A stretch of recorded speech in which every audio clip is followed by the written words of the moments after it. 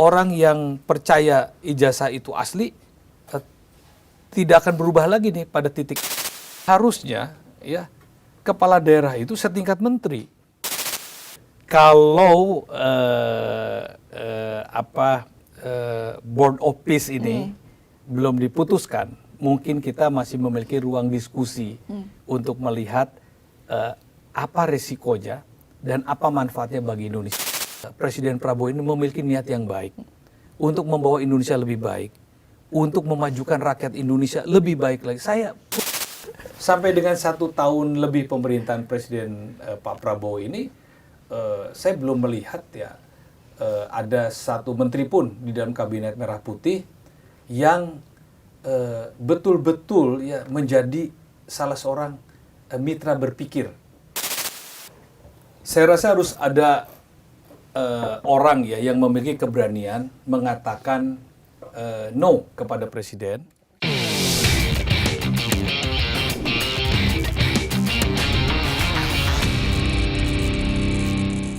Halo Sobat iNews dimanapun Anda berada, Bikin Terang kali ini hadir bersama saya Rizky Hasan, ada rekan saya Fazila Hairunisa. Ya, dan kali ini kita kedatangan mantan Menteri PAN RB 2014-2016, Profesor Yudi Krisnadi. Selamat datang, Prof. Terima kasih Mas Rizky, Mas Zila, senang Hai, sekali Prof. diundang oleh iNews. Ya, baik. Terima Ini kasih. kan podcast Bikin Terang. Semoga saja nanti informasi-informasi yang disampaikan oleh Prof itu bisa menambah wawasan Sobat iNews begitu. Nah, Bukan bikin gelap. oh jangan. Jangan dong, bikin terang Prof. Tapi ngomongin soal gelap, ini ada informasi yang, aduh, kalau buat saya menjadi sisi gelap yang dalam 2 hari ini ya gitu ya.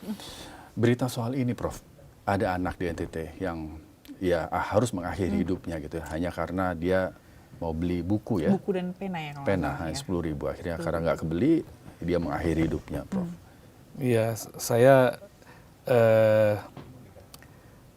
sangat prihatin ya, dan juga melihat ini bukan hal yang biasa menurut saya, dan tidak bisa juga dipandang sebagai sebuah kasus yang kecil atau kasus yang mikro yang terjadi di tengah 284 juta rakyat Indonesia. Memang ini sangat kecil sekali, dan fenomena seperti ini memang jarang terjadi. Namun esensinya adalah ini kan ada satu nilai-nilai kemanusiaan kita yang terusik ya. Karena masalahnya itu bukan sekedar seorang anak bunuh diri, tapi yang menyebabkan bunuh dirinya seorang anak sekolah itu adalah situasi kemiskinan yang dihadapi, yang membuat anak sekecil itu sudah merasa tertekan secara psikologis. Jadi menurut saya ini harus menjadi momentum ya bagi negara, bagi bangsa kita, bagi pemerintah kita, bagi para pengelola pemerintahan yang terdekat dengan tragedi itu untuk segera membenahi diri, memberikan fokus yang lebih besar terhadap kesejahteraan rakyat. Kemiskinan kita ini kan menurut saya sangat ekstrim ya.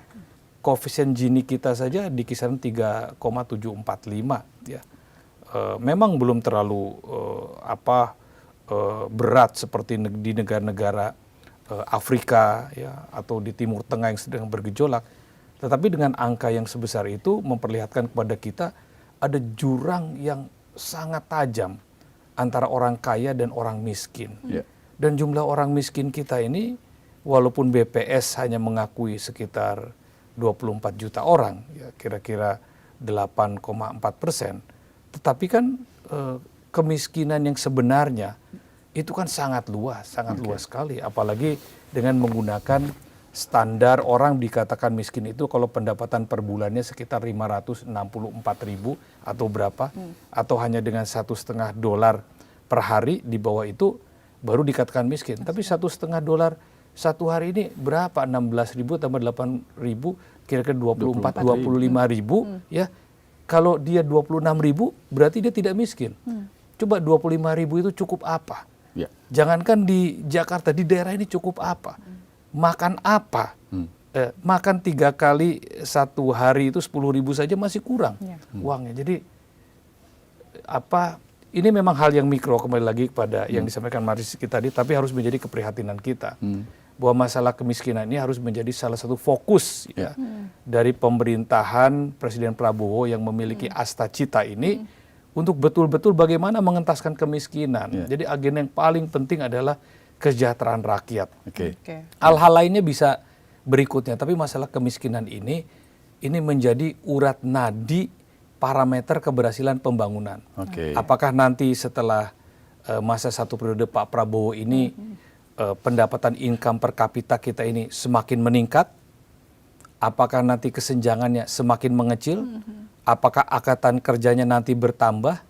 Apakah nanti Human Development Index ya angka harapan hidupnya bisa mendekati angka 80 misalnya? Ini menjadi satu tantangan. Jadi kalau saya boleh berpendapat ya, di samping banyaknya agenda-agenda yang penting, semuanya penting, tapi program pembangunan dalam upaya mengentaskan kemiskinan ini menjadi penting. Sehingga kita bisa menyelamatkan anak-anak kita yang tidak perlu lagi adalah tragedi seperti itu. Baik. Ini yang tertangkap oleh media, yang tertangkap oleh pers. Bisa saja hal yang sama terjadi di berbagai macam tempat yang tidak terpotret. Betul. Menurut saya ini sesuatu tragedi kemanusiaan dan harus menjadi titik awal kita fokus kepada pemberantasan kemiskinan. Oke. Tapi Prof, kalau kita lihat pemerintah kan sekarang juga lagi gencar-gencarnya membantu rakyat untuk mensejahterakan rakyat seperti MBG, sekolah rakyat gitu kan. Tapi menurut Prof sendiri kalau melihat dengan ada peristiwa ini dan mungkin juga bukan satu-satunya ya yang mengalami ini, adakah salah strategi atau seperti apa, tahu strategi apa yang harus dilakukan oleh pemerintah? Karena kalau kita lihat dari program yang sudah dijalankan, tujuannya baik seharusnya, tapi ternyata di sisi lain masih ada hal-hal yang mengenaskan seperti ini, Prof. Kelemahan pemerintah negara kita dari dulu terhadap keberlangsungan program-programnya adalah pengawasan dan kesinambungan. Program makan bergizi gratis itu sesuatu yang baik. Saya rasa tidak ada kita yang tidak mendukung, kita semua mendukung. Hanya kita memberikan catatan kritis bahwa bagaimana pelaksanaannya, bagaimana implementasinya, efektivitasnya, tepat sasaran atau tidak, betul-betul sesuai tidak dengan apa yang diinginkan oleh Presiden Prabowo bahwa anak-anak kita harus mendapatkan asupan gizi yang baik, ya. Lalu kemudian ekonomi juga harus bertumbuh, ekonomi kerakyatan khususnya. Lalu kemudian tidak boleh ada kebocoran, tepat sasaran. Nah itu semua harus menjadi bagian-bagian yang di underline ya dengan tinta merah yang sangat tebal agar pengawasannya juga begitu ketat sehingga jangan sampai ada lagi lah misalnya keracunan ya di satu tempat ini di satu tempat mana. Hari ini saya mendapatkan kiriman video TikTok bukan keracunan lagi, ini nggak keracunan, tapi dikirim misalnya makanan yang lupa belum dimasak, telurnya masih mentah. Ada telurnya masih mentah, jagungnya belum direbus, ada nanas yang belum dikupas dan sebagainya. Nah ini kan masalah pengawasan, ya. Kita boleh saja memiliki program yang baik, ya, memiliki tujuan yang baik, tetapi kalau tidak ada pengawasan yang baik, tidak ada check and balance yang memadai, tidak melibatkan masyarakat banyak untuk mengawasi, program-program ini sangat mungkin ya untuk salah, untuk keliru, bahkan menjadi tidak tepat. Bahkan yang lebih berbahaya lagi kalau program yang menggunakan anggaran ratusan triliun ya, yang juga diambil dari sebagian dari anggaran pendidikan. Ini kemudian ada kebocoran, katakanlah ada korupsi. Jadi sangat mubazir sekali yang dilakukan oleh pemerintah ya, melakukan efisiensi anggaran pemerintahan yang sedemikian besar ya, sampai angka 30%, lalu efisiensi itu dialokasikan untuk memperbaiki gizi rakyat, kalau akhirnya menjadi sesuatu yang sia-sia ya, ada kebocoran ya, yang tidak tepat sasaran ya, dan sebagainya. Ini masalahnya di mana? Di pengawasan. Oleh karena itu pemerintah harusnya menyadari bahwa instrumen-instrumen pemerintah itu memiliki keterbatasan. Pertama, keterbatasan sumber daya manusia untuk mengawasi. Kedua juga keterbatasan kemampuan ya, dari sumber daya aparatur pemerintah itu sendiri untuk mengetahui ini program ini sudah benar atau tidak. Oleh karenanya tidak boleh ragu-ragu ya membuka diri untuk melibatkan masyarakat umum. Apakah lembaga swadaya masyarakat ya, ataukah pemerintah daerah, ataukah sekolah-sekolah, dan harus membuka diri pada kritik. Sehingga keberhasilan dari satu program seperti MBG tadi, ataupun Koperasi Merah Putih, atau apalagi sekolah rakyat, yang menilai keberhasilannya itu adalah rakyat. Ya, rakyat atau para pemerhati program tersebut, bukan propagandanya pemerintah. Ya, selama ini kan kita mendengar bahwa keberhasilan program-program itu disampaikan oleh pemerintah sendiri, ya, bukan apresiasi dari masyarakat. Nah, menarik. Nah, Prof, kalau Prof melihat selama ini pelibatan masyarakat dalam berbagai macam program pemerintah itu kurang atau gimana? Saya melihatnya ya, ini program-program yang dijalankan oleh pemerintah lebih bersifat top down, ya. Top down. Ya, dan paradigma pembangunan yang top down, yang tersentralistik seperti ini, ya memang minim check and balance, ya. Ada keengganan juga dari perangkat-perangkat institusi pemerintah untuk memberikan masukan, koreksi dan sebagainya, karena ini sudah dianggap sebagai suatu keputusan dari program pembangunan yang dianggap baik, tanda kutip. Nah, sementara di dunia yang semakin modern sekarang ini, dunia yang hampir sebagian besar ini menerapkan sistem demokratis, konsep pembangunannya itu kan development center people. Jadi pembangunan yang didasarkan oleh kebutuhan masyarakat, bukan pembangunan yang implementasinya hanya menjadi pemikiran dari pemerintahnya. Nah, ini yang ada gap, sehingga kenapa begitu banyak kritik ya terhadap program-program pemerintah dan capaian-capaiannya, karena sebagian besar orang-orang yang memahami bagaimana seharusnya membangun yang melibatkan masyarakat tidak dilibatkan. Konsep-konsep pemikirannya, pandangannya atau kritiknya, atau sangat minim ya koridor-koridor mereka untuk menyampaikan pandangan-pandangannya dalam rangka kontribusi bagi konsep-konsep pembangunan itu. Nah, akhirnya apa? Akhirnya setiap program ketika ada celah, kekurangan, akan menjadi bulan-bulanan, apalagi di era teknologi informasi, sosial media sekarang ini, ya semua bisa di TikTok-kan. Bahkan orang yang nggak ngerti masalahnya saja bisa membuat berita bahwa itu adalah sebuah masalah. Baik. Nah, kalau Prof melihat sendiri, sebenarnya yang paling dibutuhkan oleh masyarakat Indonesia sekarang itu apa sih, Prof? Kalau tadi Prof menyampaikan di era yang sekarang itu demokrasi, harusnya pemerintah melihat bagaimana apa yang dibutuhkan masyarakat. Nah, yang sekarang di Indonesia, yang paling dibutuhkan masyarakat Indonesia itu apa? Untuk tadi konteksnya dengan pengentasan kemiskinan, pendidikan kah atau apa? Objectively ya, sebagian besar masyarakat Indonesia yang terdidik ini, yang mencapai tingkat pendidikan SLTA ke atas, itu prosentasenya relatif masih kecil dibandingkan dengan negara-negara lain ya, seperti Malaysia, Singapura, yang berpendidikan sarjananya itu bisa sampai angka di atas 90%. Apalagi negara-negara Skandinavia ya mendekati 100% ya. Amerika Serikat ya terlebih, bahkan pengalaman saya bertugas di Ukraina yang kurang lebih kondisi ekonomi dan sosiologis masyarakatnya tidak jauh berbeda dengan Indonesia, yang membedakan hanya budayanya dan bahasanya, tetapi struktur sosial dan sebagainya hampir sama. Itu juga tingkat pendidikan sarjananya sudah mendekati 90%. Sementara di Indonesia ini ya 70% ke bawah ini kan SLTA, ya. SLTA, bahkan numpuk di SLTP, sehingga dengan segala kekurangannya bahwa sumber daya manusia Indonesia ini belum mencapai pada satu titik di mana kita memiliki kualitas yang siap menghadapi perubahan-perubahan ya, di masa depan, dan juga belum sampai pada satu ukuran kualitas di mana kita memiliki produktivitas yang tinggi di dalam pengelolaan sumber daya manusianya. Nah, dengan demikian maka kalau dikatakan apakah pendidikan tadi penting yang harus menjadi fokus pemerintah? Penting. Karena pendidikan itu akan membukakan cara berpikir dan kreativitas seseorang untuk bisa mandiri. Nah, jadi pemerintah itu tidak boleh segan-segan menginvestasikan anggaran belanjanya lebih besar di bidang pendidikan. Namun persoalannya kan pendidikan yang seperti apa? Ya, nah, pendidikan yang betul-betul merata. Ya, sekarang ada program misalnya sekolah rakyat, itu bagus. Menurut saya bagus sekali. Orang-orang miskin itu bisa mendapatkan kesempatan secara gratis ya di satu lembaga pendidikan ya dengan berbagai macam fasilitasnya.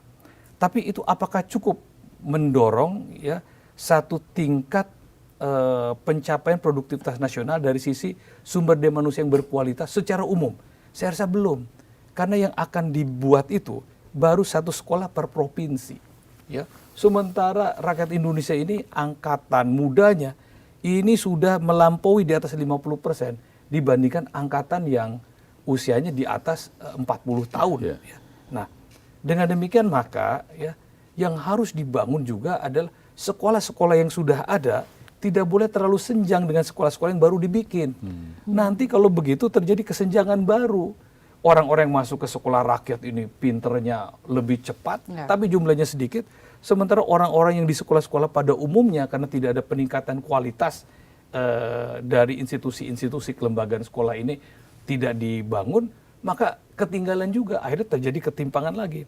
Oleh karena itu, maka sasaran program pembangunan di sektor pendidikan itu harus merata, ya, merata untuk meningkatkan kualitas sumber daya manusianya yang dipersiapkan untuk menghadapi tantangan-tantangan di masa depan. Dulu kan Pak Harto bikin SD Inpres, belum ada sekolahnya kan. Seluruh Indonesia dibikin. Waduh, bukan ribuan lagi, puluhan ribu, bahkan ratusan ribu. Sekarang sudah ada sekolah-sekolahnya. Tapi jangan lupa, banyak sekolah-sekolah yang kosong. 1 tahun ajaran. Nah itu kenapa? Ini harus dipelajari. Apa penyebabnya? Ya, yang berpikir nggak perlu kita. Ada Kementerian Pendidikan Menengah Dasar, ada Kementerian Kebudayaan, ada Kementerian Riset Dikti, berpikirlah mereka ada BRIN, kenapa ini? Nah, itu harus menjadi fokus. Nah, setelah pendidikan apa? Ekonomi, tidak boleh tidak. Kita ini kalau bicara soal ekonomi, dengan segala hormat ya terhadap segala effort yang dilakukan oleh pemerintah, ketinggalan jauh. Coba lihat ya, sekarang data ya, data, saya memiliki data misalnya, pada tahun 1980, ada 20 negara terkaya di dunia, Indonesia belum masuk. Ya. 2025 Indonesia masuk. Tetapi jangan lupa ya, di tahun 2025 ini ya, kita juga bisa tersingkir. Dulu Korea itu di bawah kita, sekarang sudah di atas kita. Ya. Dulu Turki itu di bawah kita, sekarang sudah di atas kita. Saudi Arabia di bawah kita, dia sekarang sudah siap menyusul sebentar lagi. Ya. Dulu Polandia tidak ada, dia bisa masuk. Dulu Cina itu sangat jauh sekali di bawah peringkatnya. Tapi sekarang Cina itu sudah menjadi kekuatan negara dengan perekonomian tertinggi kedua di dunia. Nah, jadi kita jangan lengah ya. Sekarang kita kan bangga bahwa kita ini berada di G20 ya, negara dengan tingkat produk domestik bruto yang cukup besar dengan angka kurang lebih 1,4 triliun US dollar. Tapi kalau kita tidak membangun perekonomian kita secara tepat, ya, tidak memiliki arsitek pembangunan ekonomi yang secara tepat untuk mendorong seluruh lapisan masyarakat, bukan hanya satu lapisan masyarakat, bukan hanya oligarki saja, bukan hanya orang kaya saja, bukan hanya pengusaha saja, tetapi seluruh lapisan masyarakat ya ditata sedemikian rupa sehingga mereka memiliki kemandirian ekonomi, sejahtera bersama-sama. Maka yang dicita-citakan 2045 Indonesia emas, kita bisa naik peringkat tuh. Yang kata Pricewaterhouse itu kita akan menjadi negara terkuat ketiga ekonominya di dunia, ya setelah Cina, Amerika Serikat, Indonesia atau India, hanya dekat-dekatan dengan India. Tapi jangan lupa dulu Iran itu pernah masuk menjadi salah satu kekuatan ekonomi dunia di G20 1980, tapi kan hilang. Dan ada beberapa negara yang pernah masuk tapi hilang. Ya, nah jadi kita juga punya potensi hilang. Oleh karena itu, ekonomi harus menjadi agenda kedua terpenting ya, yang menjadi fokus dari program pembangunan pemerintah ini. Bagaimana nih menggerakkan? Bukan hanya sekedar ekonomi yang membagi-bagikan program, tetapi ekonomi yang menumbuhkan ya kemandirian dan kesinambungan ekonomi kerakyatan, yaitu kesejahteraan. Jadi penting nih ke desa-desa. Saya mendukung tuh tadi disebut oleh Mbak Zila tadi ya, ada apa koperasi merah putih. It's okay. 84.000 koperasi seluruh Indonesia akan dikasih 3 miliar ya, 3 kali 8 berapa tuh 240 triliun ya, kurang lebih akan digelontorkan, itu bagus. tapi harus tepat sasaran. Pengawasannya. Harus Iya, menggerakkan balik lagi tadi, pengawasannya. balik lagi tadi, Iya. pengawasannya Jangan intinya ya. sampai 3 miliar diturunkan ke desa-desa ya, yang 2,5 miliarnya untuk beli tanah, beli bangunan, Jangan dong. tokonya, tempat koperasi, sementara Iya. modalnya cuma 500. Gajinya dari mana? Betul. Pergerakannya bagaimana? Retention offernya bagaimana? Jadi itu harus dipikirkan betul oleh pemerintah. Jadi setiap rupiah yang didapatkan dari anggaran pendapatan belanja negara yang asalnya dari pajak dari rakyat, ketika dia dikeluarkan dalam bentuk program pembangunan harus dipikirkan bagaimana manfaatnya. Nah itu semua bermuara pada kesejahteraan. Jadi Oke. dua itu, yang lain-lain masih banyak tuh nanti. Iya.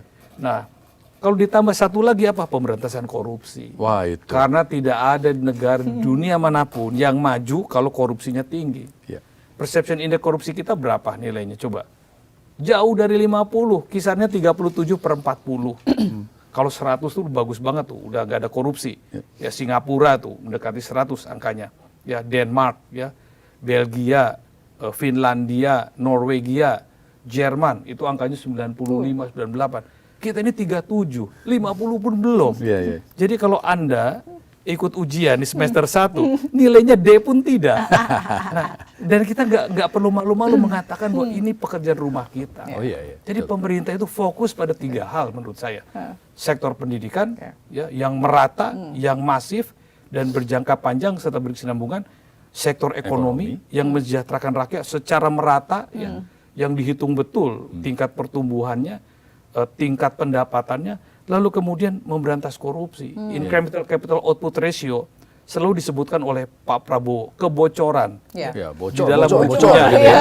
di dalam bukunya Paradoks Paradoks Indonesia, Indonesia. yang sudah beliau kampanyekan sejak tahun 2004 sampai sekarang setiap pemilu, itu sesuatu yang sangat baik sekali menurut saya, ingatan bagi seluruh bangsa bahwa incremental capital output ratio ini ada sebuah kebocoran dari anggaran pembangunan yang seharusnya untuk rakyat, menggerakkan ekonomi rakyat, memberikan kemanfaatan, tapi digunakan dan disalahgunakan oleh orang-orang yang tidak bertanggung jawab. Jadi nggak boleh berkompromi itu dengan korupsi. Ya, lagi-lagi bocor itu karena pengawasan yang kurang, Ya. ya Prof ya. Tapi ngomongin soal dana pendidikan tadi nomor 1 disebut. Dana pendidikan kita kan dipotong Iya. ya. Terus gimana dong? Dipotong untuk program yang Iya, lain. program yang lain. Gitu. Tapi sebenarnya harusnya tidak dipotong ya. Menurut saya. Kenapa tidak dipotong? Karena kan ada undang-undangnya. Undang-undang Pendidikan Nasional itu mengharuskan bahwa dana pendidikan yang betul-betul ansih untuk pendidikan, bukan untuk biaya-biaya lain-lain pembangunan, yang betul-betul ditujukan untuk membangun sumber daya manusia sebagai investasi jangka panjang bangsa, itu 20%. Jadi katakanlah kalau anggaran pendapatan belanja negara kita 3.800 triliun, 20%-nya 20%. berapa itu?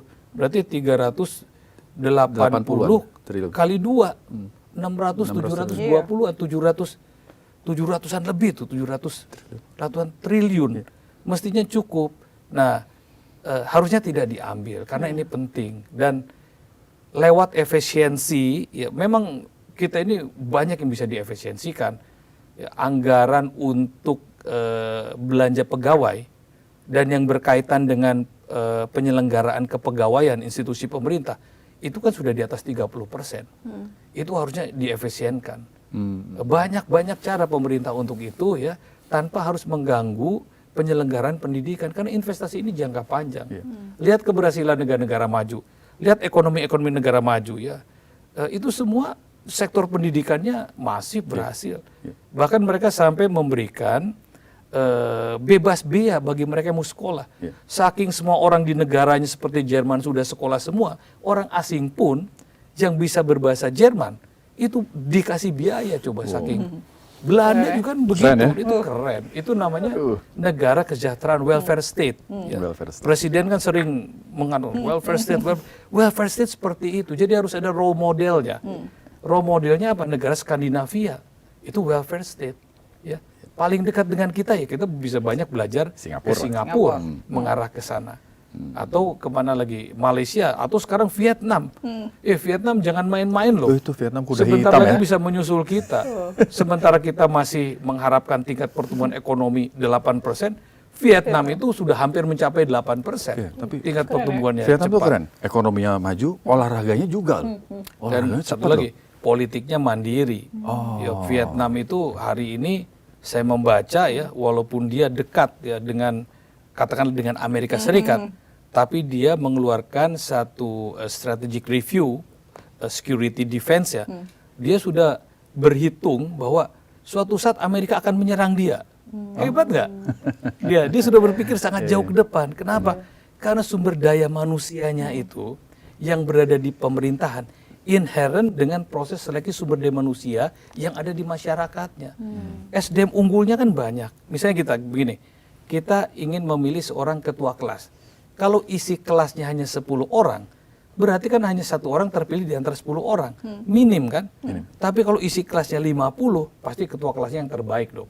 Ada proses kontestasi, ada proses kompetisi, ada suatu diskusi, sehingga mencari yang terbaik. Nah jadi kita juga harus begitu.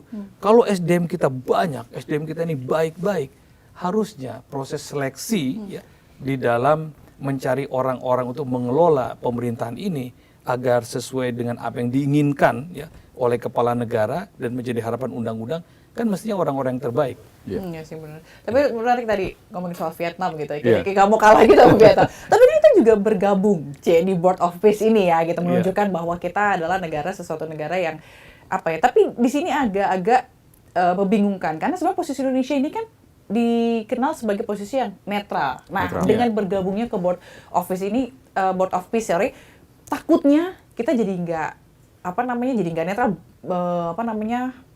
mengarah atau ke salah satu blok gitu. Terus menurut Prof gimana? Bloknya Donald Trump. Karena tadi Vietnam udah deketin Amerika, kita mau kali itu juga deketin Amerika. Begini, kalau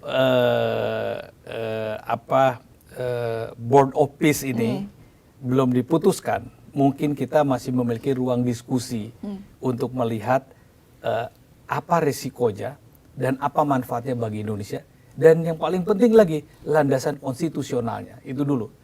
Ya, tapi karena ini sudah diputuskan, ya artinya kita tinggal memperhitungkan bagaimana resikonya, ya. Exit strateginya apabila Board of Peace ini tidak sesuai dengan semangat Indonesia mendukung kemerdekaan Palestina. Ya.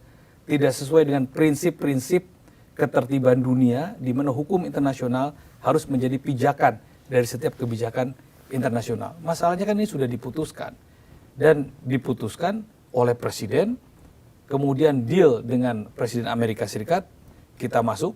Dan kemudian sudah ada kewajiban di depan mata kita membayar kurang lebih 16,7 triliun ya sebagai iuran anggota itu. Nah, jadi anggap saja ini sesuatu yang blessing in disguise lah. Ya. Mudah-mudahan ini baik. Mudah-mudahan ini baik. Ya. Kan niatnya baik. Saya yakin. Saya terus terang yakin ya bahwa Prabowo itu Presiden Prabowo ini memiliki niat yang baik untuk membawa Indonesia lebih baik, untuk memajukan rakyat Indonesia lebih baik lagi. Saya punya keyakinan dan saya punya keyakinan dia orang baik. Ya, persoalannya adalah tidak didukung oleh perangkat-perangkat yang memadai untuk menerjemahkan keinginan-keinginan baiknya itu. Termasuk tadi Board of Peace ya. Board of Peace ini seandainya ya ada orang seperti Pak Hasan Wirayuda, ya, ada orang seperti Martin Nata Legawa, ya, ada orang seperti Dewi Fortuna Anwar, ada orang seperti Ibu Retno Marsudi, atau orang seperti saya lah, ya mantan duta besar diajak ngobrol. Mungkin Pak Prabowo untuk sampai mengambil keputusan Board of Peace itu memiliki narasi yang sangat kuat, memiliki perhitungan-perhitungan yang sangat matang dalam konteks global. Benefit and risk-nya, sehingga dia tidak perlu setelah memutuskan itu harus ketemu dengan MUI, harus ketemu dengan Nahdlatul Ulama, ketemu Muhammadiyah, ketemu Said Didu segala macam ya. Walaupun itu kawan-kawan saya juga, ada Pak Said Didu di situ, ada Profesor Siti Juhro, ada Mas Abraham Samad. Tapi sebetulnya sesuatu yang tidak perlu dilakukan kalau dia dalam proses mengambil kebijakan ya. Itu sudah melibatkan sebuah testimoni ya dari orang-orang yang expert di bidangnya. Jadi pengambilan keputusan ini menurut Prof tidak dibarengi dengan sharing atau Iya, diskusi bisa-bisa. dengan orang-orang. Itu bukan menurut saya, menurut banyak orang ya, di podcast Aman ya, nih.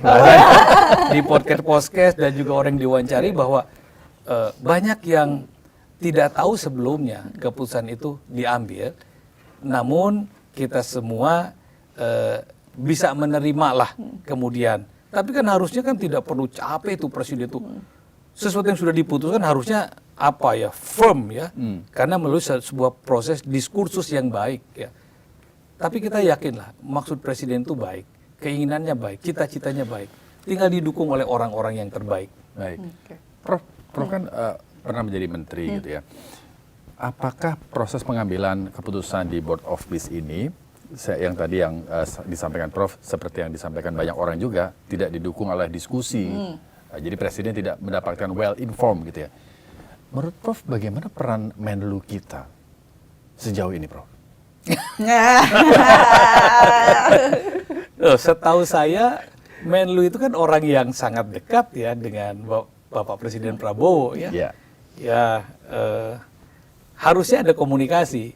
Masalahnya apakah komunikasi itu searah atau dua arah? Gitu. Oke.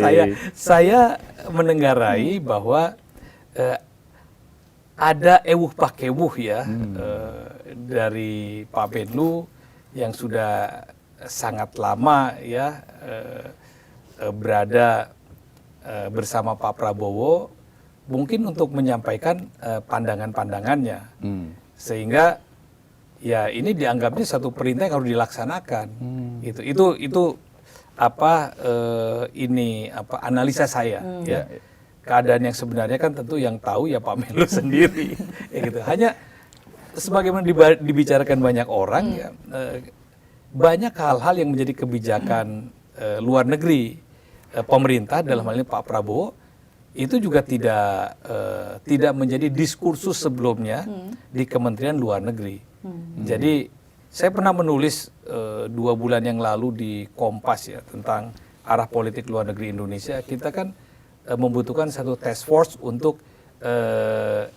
diplomacy delivery ya.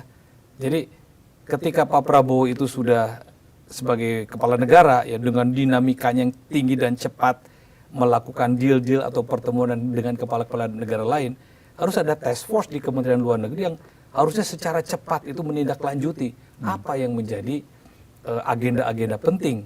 Karena walau bagaimanapun kan kebijakan luar negeri itu kepanjangan dari kepentingan politik di dalam negeri. Jadi orang-orang Kementerian Luar Negeri ini harus tahu apa isi pembicaraannya, ada komitmen apa, dan mereka harus segera menindaklanjuti agar memberikan keuntungan bagi kepentingan nasional kita. Nah mungkin ini perlu diperbaiki ya. Kita ini kan bukan baru pertama kali memiliki Menteri Luar Negeri. Pemerintahan kita kan sudah berjalan 80 tahun. Ya sejak Menteri Luar Negeri yang pertama ya. Dan seterusnya kurang lebih ada 18 lebih, macam-macam tuh Menteri Luar Negeri kita. Ada yang pernah merangkap sebagai Perdana Menteri, ada Menteri Luar Negeri yang pernah ikut konferensi PBB, konferensi Room Royen, ya, ada macam-macam sekali. Ada yang Jenderal bintang 4 Menteri Luar Negerinya, ya seperti Subandrio, yaitu beliau kan Marskal ya, Sultan Hamengkubuwono ke-9, dia Jenderal penuh, macam-macam kita punya orang. Ada orang yang pemikir hebat seperti Mohtar Kusumaatmadja kan dengan konsep UNCLOS-nya, United Nations Convention Law of the Sea. Ya. Ada seorang seperti Pak Ali Al-Atas, ya, Menteri Luar Negeri yang paling lama. Kita macam-macam. Kita ini punya banyak contoh-contoh orang-orang hebat. Nah, mudah-mudahan ini juga menjadi bahan ya, bahan renungan, pertimbangan, ya, bahan pertimbangan. Ya. Bukan untuk Kementerian Luar Negeri, ini bahan pertimbangan pada Bapak Presiden. Bagaimana memfungsikan institusi Kementerian Luar Negeri ini sebagai mitra perumus kebijakan internasionalnya Bapak Presiden. Yang menurut Prof selama ini belum berjalan itu. Saya tidak melihat ya. Belum melihat. Bapak Presiden benar-benar melibatkan institusi Kementerian Luar Negeri dalam sebuah proses pengambilan kebijakan politik luar negeri atau langkah-langkah yang dilakukan oleh Presiden di dalam berhubungan dengan dunia lain. Dunia lain ini maksudnya dunia di luar Indonesia. Gitu. Itu saya belum melihat ya. Saya harus mengatakan ini karena mungkin ada orang lain yang melihat, tapi saya belum melihat. Saya sebagai akademisi, pemerhati masalah-masalah internasional, saya belum melihat. Anggap saja ini belum dilakukan. Belum dilakukan saja, kita memberikan apresiasi yang baik kan kepada Presiden. Ya. Langkahnya ini begitu cepat. Ya. Dalam waktu kurun 1 tahun, lebih dari 30 negara sudah beliau kunjungi. Banyak deal yang sudah dia lakukan. Ya. Namun ini kan kalau didukung oleh satu institusi Kementerian Luar Negeri, ini kan delivery-nya akan lebih cepat, manfaatnya akan lebih terasa, lalu arahnya akan lebih menjadi jelas. Jadi sebaiknya ke depan ini pelibatan ya, Kementerian Luar Negeri ini harus lebih diperankan. Ya. Walaupun memang Presiden bisa melakukan apa saja ya di undang-undangnya memungkinkan, tapi kan alangkah lebih hebatnya lagi Indonesia apabila kebijakan-kebijakan politik luar negeri itu ya didahului oleh sebuah diskursus tentang kepentingan-kepentingan global kita dan kondisi global yang tengah terjadi yang implikasinya juga bagi kita. Tapi kalau menurut Prof sendiri, Menlu ideal versi Prof di tengah kondisi geopolitik kita seperti ini tuh harusnya seperti apa sih, Prof? Minum dulu boleh, Prof. Iya. Karena kalau tadi dibilang, Prof bilang sebenarnya kurang ikut berperan begitu ya. Atau mungkin karena komunikasi satu arah tadi, Prof. Jadi kayaknya kurang terlibat atau seperti apa menurut Prof? Saya rasa harus ada orang ya yang memiliki keberanian mengatakan no kepada Presiden apabila dia betul-betul meyakini bahwa argumentasi-argumentasi yang dilakukan oleh Presiden itu pertama ya tidak sesuai dengan landasan konstitusi kita, lalu kemudian tidak sesuai dengan realitas objektif, dan yang ketiga akan beresiko ya terhadap dampak yang ditimbulkan dari kebijakan kita. Itu penting. Nah masalahnya siapa orangnya ya yang bisa ada nama nggak, Prof? No gitu ya, ini diskusi tersendiri lagi. Saya sampai dengan 1 tahun lebih pemerintahan Presiden Pak Prabowo ini saya belum melihat ya ada satu menteri pun di dalam kabinet merah putih yang betul-betul ya menjadi salah seorang mitra berpikir dari Presiden di dalam melakukan pengambilan kebijakan-kebijakannya. Bahkan ya untuk naskah-naskah pidato yang akan disampaikan pada publik secara luas pun saya belum melihat adanya menteri-menteri yang betul-betul bisa mewarnai diksi-diksi dan pilihan kata yang akan betul-betul bisa mengena sebagai sebuah pesan politik, pesan moral, pesan kebijakan pada masyarakat. Karena saya tidak melihatnya, dan juga saya bukan bagian dari pemerintah. Tapi bisa saja ada 1-2 menteri yang merasa bahwa, oh itu kan saya masuk di sana. Tapi secara umum, katakanlah masyarakat kan perlu melihat ada tidak warna pemikiran yang bisa memberikan satu kontribusi yang sinergis dengan apa yang dipikirkan dan diinginkan oleh Presiden. Sehingga setiap lontaran-lontaran yang disampaikan oleh Presiden tidak menimbulkan satu kontroversi baru. Bahkan itu menjadikan publik ini punya motivasi lebih besar. Itu penting. Nah, kenapa ini tidak terjadi dalam beberapa hal? Karena saya melihat bahwa tidak ada sparring partner yang equal dengan Presiden dalam hal konsep-konsep pemikiran. Let's say misalnya tidak ada mitra berpikir untuk Pak Prabowo di kabinet. Prof memandangnya seperti karena itu saya ya? dari luar kan saya melihatnya nggak ada orang yang berani mengatakan tidak ya pada saat ya misalnya kebijakan-kebijakan itu pertama bertentangan dengan aturan yang ada, pada saat kemudian dia akan menimbulkan kontroversi, dan pada saat dia akan menimbulkan resiko. Jadi seolah-olah ya laksanakan saja. Jadi yes bos semua dong.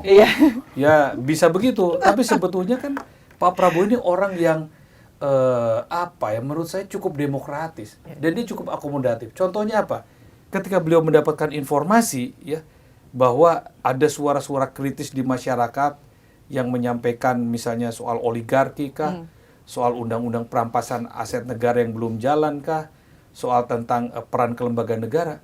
Beliau juga ketika mendapat informasi kan dia responsif juga. Nah, tapi kan kalau harus terus begitu, waktu Presiden akan habis ya untuk meladeni banyaknya pendapat-pendapat di masyarakat. Sementara beliau memiliki institusi-institusi pemerintahan yang instrumennya harus berfungsi, ya, untuk menyelesaikan persoalan-persoalan pembangunan dan mampu menerjemahkan apa yang diinginkan oleh presiden. Nah, harusnya kan 48 menteri ini berperan lah, gitu kan. Saya mungkin ya hanya beberapa saja yang berperan seperti yang tadi disebut tadi. Saya rasa iya pasti ada perannya. Cuma kan beliau low profile, ya. Kita melihat perannya, tapi publik kan tidak melihat apa perannya. Tapi soal yes bos tadi, tapi mungkin ini bisa bukan berbanding terbalik ya, tapi di sisi lain ada isu reshuffle, Mas. Oh iya, isu yang reshuffle. membuat salah satunya yang mau diganti ini adalah Menlu oleh Budi Jiwandono yang kita ketahui adalah Kerabat gitu ya. takut ya, kerabat dari Pak Presiden sendiri begitu. Karena menurut Kalau dari Prof, namanya ini berarti ada kaitannya dengan Pak Jiwandono ya. Iya. kalau menurut Prof sendiri, apakah Mas Budi ini benar-benar bisa atau kompeten menggantikan Sugiono? Kalau tadi kan sebelumnya juga disebut ya Mas Yusya, komunikasi yang satu arah ini Satu menjadi arah. persoalan. Ditambah yes bos tadi gitu. Apakah dengan digantinya Sugiono dengan Budi akan merubah atau seperti apa? Menurut Prof gimana? Sebenarnya yang paling tahu tentang hal ini tentu presiden, yang paling tahu tentang presiden. Dan kalau isu ini kemudian bergema di masyarakat luas, tentu pasti ada sebab musababnya. Nah, kalau pandangan saya sederhana saja. Jadi Menteri Luar Negeri atau semua menteri itu kan instrumen dari visi misinya presiden. Presiden memilih orang yang tepat, yang menurut dia tepat untuk menjalankan visi misinya di masing-masing bidang lembaga kementeriannya. Khusus Kementerian Luar Negeri ini, bagi saya, bagi kalangan akademisi itu terserah siapa saja yang jadi Menteri Luar Negeri. Tetapi kan ada tetapinya tuh. Idealnya, mbok ya seperti Menteri-Menteri Luar Negeri yang sebelumnya, yang mungkin ya. Bukan mungkin ya, ini data ya dari 18 menteri Ada luar negeri kriterianya gitu. Pertama, ya hampir rata-rata kan sudah memiliki pengalaman internasional. Ya.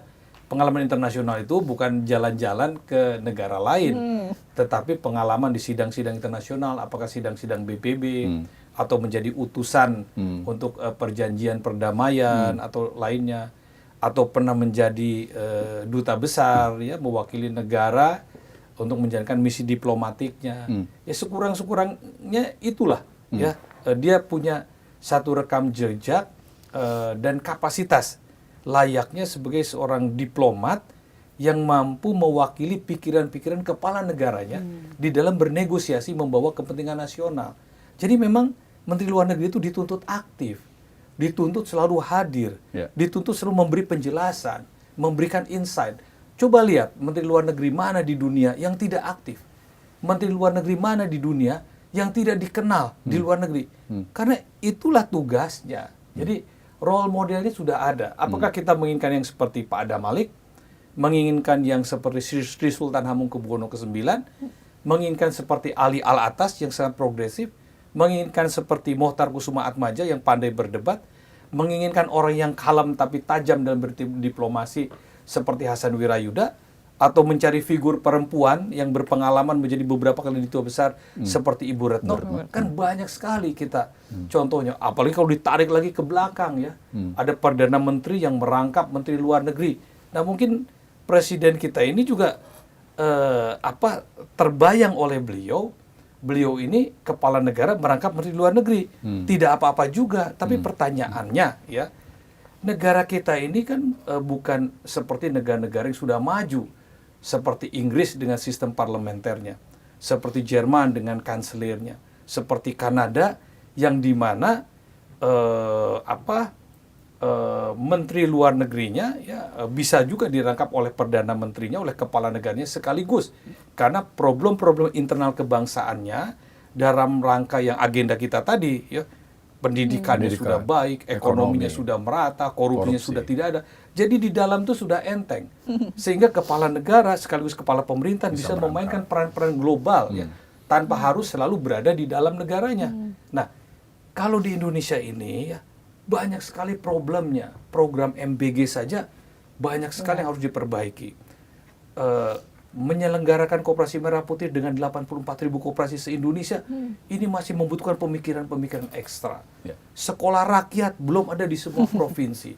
Masalah pengentasan kemiskinan, masalah ini, masalah itu. Sehingga kehadiran Presiden dituntut lebih banyak untuk memikirkan masalah-masalah di dalam negeri. Ya. Oleh karena itu Presiden harus punya orang yang dipercaya sekaligus piawai untuk menjadi representasi gagasan, pemikiran, dan kehadiran dia. Pada saat Presiden tidak bisa datang, Menteri Luar Negerinya bisa mengambil peran. Ya. Jadi memang tidak harus semua event internasional Presiden harus hadir, datang, ya. ya. Tapi di event-event besar, misalnya pertemuan G20, pertemuan ASEAN, dia harus datang. Ya, di pertemuan tahunan PBB dia harus datang. Tapi sisanya serahkan pada Menteri Luar Negerinya. Oleh karena itu, dengan role model Kementerian Luar Negeri yang pernah punya macam-macam Menteri Luar Negeri ini, sekarang kan itu sudah sebetulnya menjadi inspirasi kepada Presiden. Sekiranya beliau meyakini bahwa mengganti Menteri Luar Negeri ini dengan pilihan yang lebih baik, dengan role model yang pernah kita miliki, ya tentu itu suatu yang baik, ya kita dukung. Tapi kalau mengganti Menteri Luar Negeri yang kita semua meragukan apakah akan lebih baik, menurut saya lebih baik pertahankan yang sudah ada, yang sudah jelas-jelas memiliki pengalaman setidaknya 1 tahun terakhir ya, kan gitu. Jadi jangan menambah masalah baru gitu Iya, ya. betul. Nah, ngomong-ngomong soal orang yang bisa dipercaya membantu Presiden, Menteri. Prof kan juga mantan Menpan RB begitu ya, di era 2014-2016 begitu ya. Nah, pada saat menjadi Menpan RB juga mengeluarkan surat edaran nih mengenai ijazah palsu ya, Menpan RB nomor 3 2015 tentang ijazah palsu begitu ya. Ini, ya kan? Ini. Jadi kalau kita lihat tadi ngedengerin Prof ngomongin soal bagaimana bukan kualitas yang seharusnya, kriteria yang seharusnya dimiliki oleh orang kepercayaannya Presiden, khususnya para menteri. Nah ini dia, kita agak geser sedikit ke sini. Nah, dan waktu itu juga Pak Anies ya, sebagai Kemenbukristek, kala itu berkoordinasi gitu soal surat edaran ini. Nah, apa sebenarnya Prof yang dihasilkan dari SE tersebut? Kayak sebenarnya emang banyak ya pejabat kita atau kepala daerah kita yang menggunakan ijazah palsu ini. Awalnya begini, itu ada istilahnya ada asbabun nuzul, asal muasal peristiwa itu. Jadi di era pemerintahan Pak Jokowi yang pertama itu melanjutkan tradisi yang sudah dilakukan oleh pemerintahan Pak SBY di dalam setiap rekrutmen pimpinan jabatan tinggi pemerintahan eselon 1 ya, untuk dirjen-dirjen, kepala lembaga, itu melalui sebuah proses yang disebut dengan tim penilai akhir. Tim penilai akhir ini ketuanya Presiden langsung, anggotanya itu wakil Presiden, ada Menpan, lalu kemudian ada Mensesnek, ada Seskap, ada Kepala Badan Kepegawaian Nasional, ada Kepala Badan Intelijen Negara, ada PPATK. Namun mengawali proses tim penilai akhir itu ada panitia seleksi yang menurut instruksi Presidennya dibentuk oleh Kementerian Pan RB dengan melibatkan Kementerian Keuangan, BPKRI, dan beberapa instansi lain untuk mengumpulkan ASN-ASN terbaik yang memenuhi persyaratan untuk menjadi pimpinan lembaga. Pimpinan lembaga ini kan banyak sekali nih. Kalau sekarang ada MBG yang gitu-gitu ya. Ada OJK, itu lembaga. Dan juga untuk dirjen-dirjen, sekjen-sekjen. Jadi eselon-eselon 1 lah. Semua yang di bawah menteri dan pimpinan lembaga itu harus lewat proses seleksi. Nah, proses seleksi ini membuka kesempatan bagi semua orang ya yang memenuhi persyaratan, sudah eselon 2 minimal dia, untuk mendaftarkan diri. Lalu dites. Tesnya itu nggak gampang. Kadang-kadang untuk satu posisi yang ikutnya 25 orang dari berbagai macam instansi. Nah, dalam proses itulah ya kita acap kali menemukan adanya pengaduan-pengaduan ijazahnya palsu. Atau sekolahnya nggak pernah selesai. Ya, atau macam-macam lah, atau kepangkatan segala macam. Nah, lalu kemudian itu terverifikasi pada saat masuk ke tim penilai akhir. Pada saat di tim penilai akhir misalnya seorang yang sudah lolos dari sekian puluh orang dikerucutkan jadi menteri, memilih 5, dari 5 dikirim ke TPA tinggal 3, dan tinggal 3 ini dicek di Biro Kepegawaian. Nah, kita pernah menemukan ada yang pengaduan ijazah palsu dan di BKN-nya memang ijazahnya dia memenuhi persyaratan menjadi eselon 1, ya tanpa harus jadi doktor misalnya ya. Harusnya kan dia biasa saja, tapi dia menggunakan doktor ketika diperiksa ijazah doktornya ini nggak jelas, sekolahnya udah nggak ada, mungkin dokter segala macam. Akhirnya berdasarkan hal itulah saya berkoordinasi waktu itu kan setiap surat edaran menteri itu harus dikoordinasikan dengan Kementerian Sekretariat Negara. Lalu saya keluarkanlah surat edaran nomor 3 tahun 2015 tentang larangan menggunakan ijazah palsu dan sanksi bagi yang melakukannya. Nah, itu berlaku sangat luas bagi seluruh aparatur sipil negara atau PNS di semua lembaga ya, sampai ke kabupaten kota, sampai bahkan gubernur, wali kota sekalipun ya kena sanksinya, sampai dengan prajurit TNI Polri. Jadi sangat luas sekali itu. Dan maksudnya pada saat itu kenapa? Supaya masa jadi pejabat negara ini tanda kutip membohongi kan dengan ijazahnya, seolah-olah dia punya gelar master, punya gelar doktor, padahal dia tidak pernah sekolah. Itu kan tidak baik, tidak menunjukkan satu keteladanan. Kedua, ijazah ini kan berkonsekuensi terhadap jabatan. Ya. Untuk eselon tertentu, kalau dia hanya S1, dia nggak mungkin nyampe. Ya. Untuk tingkat gaji tertentu, ya, kalau dia S2, dia pasti akan lebih tinggi daripada S1. Apalagi dia doktor. Jadi akan berpengaruh pada jabatan, akan berpengaruh pada penghasilan. Dan kalau negara, tanda kutip pemerintah kita, ditipu, dibohongi oleh ijazah palsu, kan kita rugi. Mendudukan seseorang yang sebetulnya dia tidak punya hak di situ. Karena dia belum mencapai tingkat pendidikannya. Memberikan gaji, padahal dia sebetulnya jenjangnya nggak sampai. Nah, berdasarkan itulah saya instruksikan semuanya. Jadi tidak ada maksud apa-apa, ya, tidak ada maksud mencurigai siapa, tidak, tapi berdasarkan fakta, ya, supaya jangan ada nih orang mau PNS belum sarjana pakai ijazah palsu supaya dia bisa lolos PNS, kan nggak boleh. Orang mau naik pangkat segala macam. Nah, jadi tidak terpikir seperti yang dipikirkan banyak orang. Jadi waktu itu sesnek siapa, Pak? Pak Pratikno. Berarti masih di zaman Pak Jokowi ya? Iya. Tapi nggak lama setelah itu Mas Rizky di Kenapa, Pak? Kenapa Pak Anies ya kalau saya masuk dalam jajaran yang reshuffle gitu? Apa gara-gara terlalu keras ngomongin soal ijazah palsu ini? Saya tidak bermaksud ya ijazah palsu itu mengarah kepada seseorang, nggak kepikir sama sekali. Apalagi mengarah kepada presiden saya sendiri saat itu, Pak Jokowi, nggak kepikir. Saya percaya bahwa Presiden Jokowi insinyur lulusan UGM ya, yang kita curigai ini kan orang-orang yang mengikuti proses seleksi untuk menjadi pejabat yang ditenggarai ada juga ijazah-ijazah palsu, sehingga kita buat peraturan itu harus diusut tuntas, bahkan diberikan sanksi secara tegas. Bahkan di dalam instruksi surat edaran Menpan itu pangkatnya bisa diturunkan itu. Ya, sanksinya sangat berat bagi pengguna ijazah palsu. Jadi sama sekali tidak bermaksud mengkaitkan surat edaran nomor 3 ini dengan tudingan-tudingan kepada Presiden Jokowi. Karena kan tudingan-tudingan itu kan kemudian kan tidak pada periode itu, tidak ada yang membicarakan soal ijazah presiden pada periode pertama. Nah, baru pada periode keduanya kan ada mulai ramai. Tapi kan saya sudah tidak di situ. Tapi memang Menpan RB juga nggak ngurusin ijazah presiden atau ngurusin juga? Lah, yang ngurusin ijazah kepala negara itu kan KPU, Mbak. Ya. Berarti cuma di bawah-bawah untuk seleksi tadi ya, Prof ya? Iya, jadi kan instruksinya itu kepada seluruh TNI, Polri, aparatur sipil negara, seluruh kementerian, termasuk menteri-menteri, termasuk lembaga-lembaga, dan memang tidak ada, menteri-menteri tidak ada ijazahnya yang palsu. Kepala lembaga tidak ada yang palsu. Bupati wali kota, saya nggak tahu ya, karena kan masing-masing kan diserahkan pada pejabat pengawasan internal pemerintahan. Jadi ada pejabat pengawasan internal yang mengawasi itu di setiap instansi pemerintah. Lalu kemudian kepala biro sumber daya manusianya yang kita berikan tugas untuk itu. Nah, kalau di gubernur, di kabupaten kota, itu kan memang mereka agak sungkan ya dengan pimpinan-pimpinannya. Tapi yang dilakukan oleh Menpan itu tidak ada kesungkanan kepada presidennya. Karena saya berpikir positif saja, memang tidak ada masalah dengan presidennya. Jadi kita lakukan pemeriksaan secara menyeluruh, kecuali presiden dan wakil presiden yang tidak kita periksa.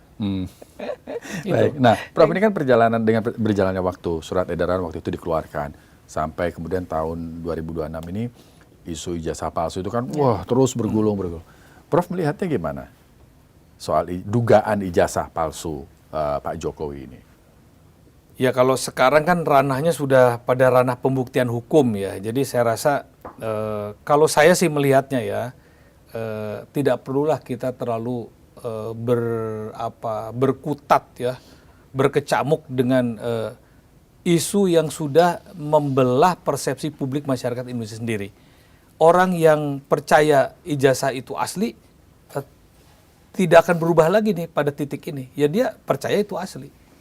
Orang yang meyakini bahwa ternyata palsu juga tetap akan terus menuntut untuk dibuktikan kepalsuannya. Kan begitu. Yeah. Lalu ada orang yang ragu-ragu pun tidak akan berubah dia menjadi pendukung ijazah asli atau pendukung ijazah palsu. Jadi menurut saya proses hukum ini ya berjalan saja. Yeah. Toh Presiden Jokowi juga sudah mempercayakan pada penegak hukum untuk memproses ini. Ya silakan orang-orang yang menuding ijazah palsu itu membawa bukti-buktinya bahwa itu palsu. Dan dari pihak Presiden Jokowi juga membawa bukti-bukti bahwa itu asli. Nah tinggal masyarakat nanti menilai bagaimana keputusan hukumnya. Jadi menurut saya ambil hikmahnya. Hikmahnya itu apa? Hikmahnya ya kan surat edaran nomor 3 2015 ini kan belum pernah dicabut. Masih berlaku. Jadi hikmahnya laksanakan saja ini. Supaya kita mengantisipasi jangan sampai ada hal-hal serupa yang terjadi di masa depan. Yang bukan hanya pada kepala negara, tapi pada seluruh instrumen aparatur sipil negara dan pejabat pemerintahnya. Nah, surat edaran itu jadi legasinya Prof Yudi nih ya. Tapi kalau menurut Prof lihat sekarang masih ada nggak sih Prof verifikasi itu, terus tes itu yang benar-benar Sekarang saya dengar di khusus Kementerian Pan-RB ya dan BKN, Masih ketat. Udah sulit menembus kepalsuan dokumen sekarang di Kementerian Pan-RB dan BKN. Badan Kepegawaian Nasional ketat. Iya. Karena kan ada beberapa kepala daerah juga yang dipolisikan tuh gara-gara ijazah palsu palsu kan. Baik nih, ini pertanyaan terakhir nih dari saya. Kalau Zila nanti ada silakan ya. Ini wacana soal pilkada lewat DPRD, Prof. Ini kan ramai tuh kemarin dibicarakan. Kalau menurut Prof bagaimana? Apakah ini memang dengan kondisi Indonesia yang sedang ingin menghemat gitu ya? Pilkada lewat DPRD ini dianggap menghemat gitu ya biaya. Tapi itu kan kemudian mengamputasi hak politik warga. Kalau Prof melihat bagaimana usulan-usulan ini? Pandangan saya sebagai akademisi ya, saya melihat sistem pemerintahan kita kan presidensial ya, presidensial. Namun di dalam undang-undang dasar kita ya disebutkan bahwa pemilihan kepala daerah itu dilakukan secara langsung. Ya begitu kan? Langsung dan demokratis kurang lebih begitu. Nah, langsungnya ini interpretasinya kan bermacam-macam. Ya, demokratis juga memiliki pengertian yang sangat begitu luas. Ya, mau demokratis macam apa? Banyak sekali pengertian demokrasi dan demokratis itu. Nah, kalau saya melihatnya begini, bahwa ada pandangan-pandangan yang melihat bahwa pilkada ini biaya politiknya tinggi. Kan begitu. Dan ini sebuah realitas. Biaya politik tinggi ini menyebabkan money politik yang demikian masif merusak moralitas demokrasi itu sendiri. Suara orang dibeli. Ya. Orang yang tidak kompeten asal punya uang jadi kepala daerah, dia berkomitmen dengan bandar-bandar yang memenangkan dia, tapi dia tidak akan berkomitmen dengan perbaikan masyarakat dengan kebijakan di masa depan. Itu kan persoalannya. Sehingga harus dicari formulasi bagaimana memperbaiki ini. Kan begitu. Ya, jadi lihat tujuannya apa supaya money politik berhenti, ya. Lalu kemudian kepala daerah yang terpilih itu betul-betul atas dasar kompetensi dan pilihan rakyat, kemudian dia bisa bekerja yang sepenuhnya untuk rakyat dan berkomitmen pada rakyat. Kan itu tujuannya. Nah, sekarang kalau pilkadanya yang tadinya rakyat langsung memilih, ya, lalu sekarang di DPRD, kan begitu pemikiran partai-partai politik, ya, di DPRD, apakah benar bisa menghentikan money politiknya? Ya, apakah benar kemudian bahwa orang yang terpilih itu nanti tetap akan berkomitmen pada rakyat, bukan pada sponsor-sponsor yang di DPRD-nya ini. Itu kan menjadi keraguan. Jadi kalau saya mencoba out of the box, ya, saya malah berpikir, saya pribadi ya, mungkin dan pasti ada yang tidak setuju. Karena kita ini menganut sistem presidensial, ya, maka seharusnya ya kepala daerah itu setingkat menteri. Jadi presiden ya memiliki pilihan-pilihan calon kepala daerah yang diajukan untuk dipilih oleh DPRD. Ya. Tapi dibuat kriterianya yang demokratis. Karena kalau demokrasi ini tidak harus suara terbanyak. Demokrasi ini kan ada prinsipnya. Prinsipnya itu adalah mengedepankan kepentingan masyarakat banyak, berkomitmen bagi masyarakat banyak, dan untuk mensejahterakan masyarakat banyak kan tujuannya. Tujuannya itu. Ya, jadi kalau presiden memiliki orang yang dia anggap yakin baik dan kriteria, misalnya untuk menjadi gubernur DKI Jakarta, pertama harus orang yang sekurang-kurangnya hidup 20 tahun di Jakarta. Atau orang Betawi asli deh, ya. Dengan tingkat pendidikan misalnya minimum dia S2 atau S3 gitu, nggak boleh S1. Dia mau mimpin masyarakat yang semakin meningkat kualitasnya, tingkat pendidikan juga harus naik lagi.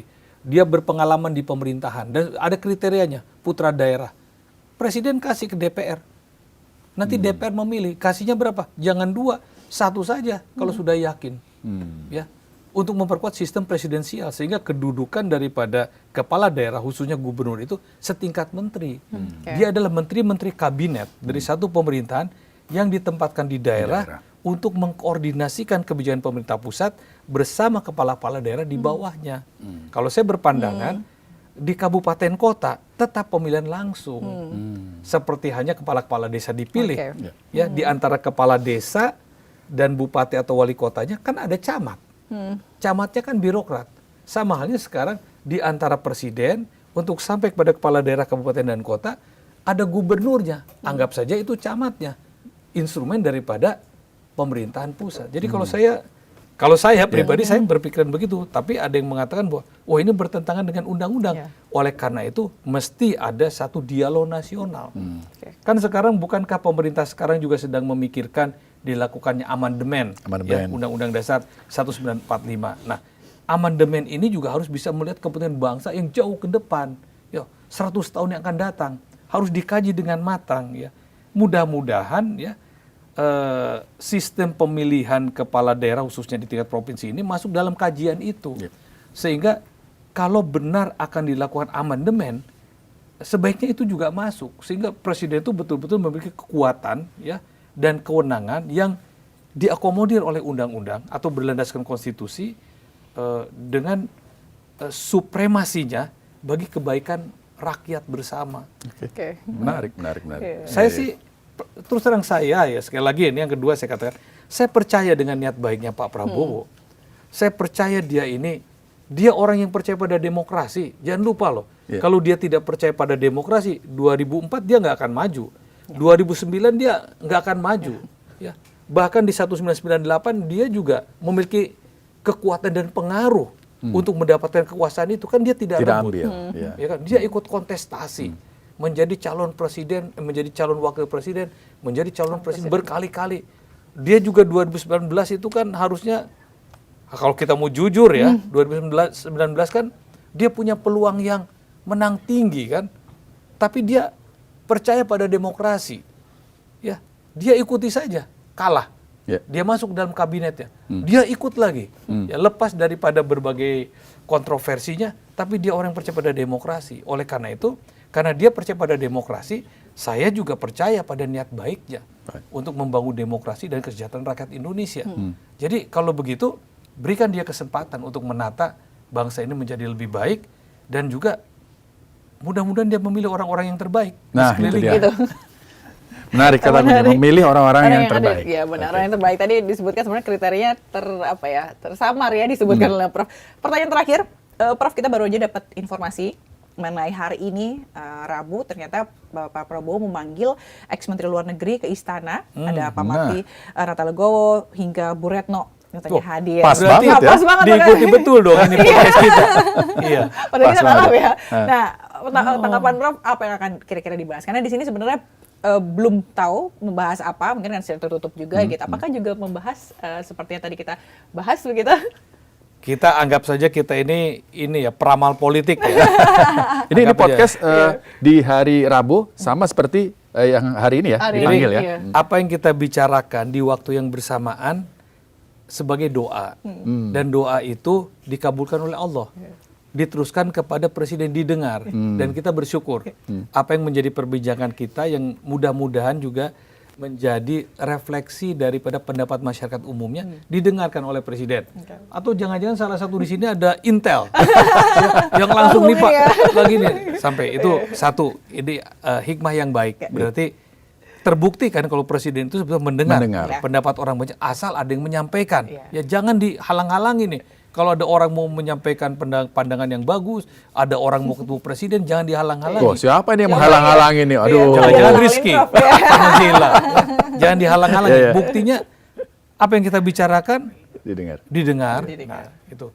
Terus yang kedua, topik yang kita bicarakan menurut analisis saya kurang lebih sama dengan yang kita diskusikan ya, tentang kebijakan-kebijakan luar negeri yang memerlukan pelibatan institusi Kementerian Luar Negeri agar lebih mantap lah dan lebih berdampak ya pasca dari aktivitas-aktivitas internasional itu.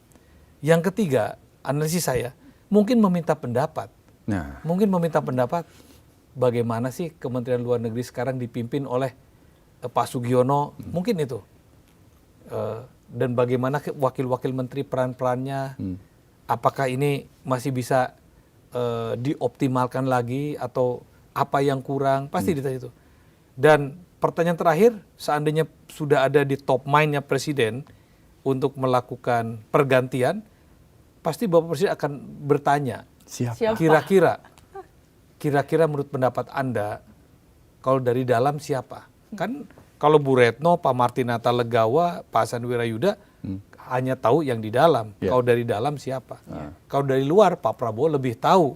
Nah, supaya pengetahuan Pak Prabowo yang dari luar ini artinya menjadi sesuatu kebaikan ya apabila dilakukan reshuffle, maka kriteria-kriteria yang tadi kita bicarakan tadi dan juga yang mungkin akan disarankan oleh mantan-mantan Menteri Luar Negeri pada Presiden itu harus menjadi perhatian. Ya, idealnya. Tapi kalau enggak, ya terusin aja nih. Kan Pak Sugiono juga sudah cukup berpengalaman satu tahun ini kan. Kalau memang Pak Presiden nggak yakin penggantinya akan lebih baik dari Pak Sugiono. Ya idealnya kalau diganti, dulu pernah menjabat sebagai Dubes ya. Dubes Ukraina Pak Prabowo. Kita Siapa? aminin nggak deh? Banyak mantan Dubes Ukraina. Baik, terima kasih Prof sudah hadir di sini. Silakan. Terima kasih Prof sudah bikin terang ya Mas Rizky hari ini gitu ya. Terima kasih juga sudah hadir bersama kita. Saya terus Prof Yudi Krisnandi, ex-Menpan RB 2014-2016 dan juga Guru Besar Ilmu Ekonomi Politik Universitas Nasional. Terima kasih Mbak Zila, makasih Mbak Rizky, semuanya terima kasih. Oke, sehat-sehat Prof. Thank you. Amin. Terima kasih. Alhamdulillah. Dan makasih. itu dia tadi Sobat iNews Bikin Terang kali ini. Sampai jumpa di Bikin Terang selanjutnya. Dah.